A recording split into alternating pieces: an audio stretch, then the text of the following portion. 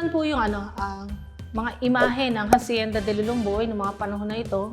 Ito po yung original picture. Original picture. Itsura. Ito yung kaya yung gate doon. Opo. Yung gate doon. Ito na yun. Yung tintirang bahagi. Kaya papunta po kayo dito nung panahon na ito, nandito po si McDonald's, Yeah. si Inasal Island.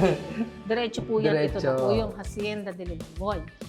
Sinabi ko po sa inyo yung natitirang bahagi ng Yung Hacienda kanina. de Lulumboy ay ito po yung bahagi ng Boys Town na ito.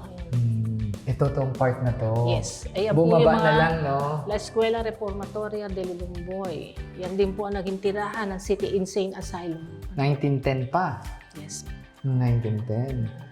Ganda. Buti na preserve itong mga to, no? Ito po yung mga sanga na Mangga. pinagdikit-dikit ng puno ng mangga. Dito may mga offer. Opo, dati po itong altar table namin. Kaya lang pinasok na po namin dito noong 2021 kasi nga po nagkakaroon na siya ng pagkasira. Sira. However, yung mga Pilipino, yung mga nag-o-offer po ng prayers, nagugulat ako dahil gina-insert nila yung mga prayer request po nila dito. Eh, sinasabi nga po namin na hindi na po at idiretso na Idiretso. dun sa prayer boxes para Kasama direkta na na namin po, nakukuha at napipag-pray. nababasa na namin. Eh, kaya lang mas gusto nila yan dito. Tinatanggal, iba na yung hina-harvest ko letter na. So, itong mga kahoy na to ay galing sa sanga ng mangga. Yes, original part. Original of the mango part. tree. Yeah. Kung saan, doon palagi si St. Andrew Kim nagdadasal,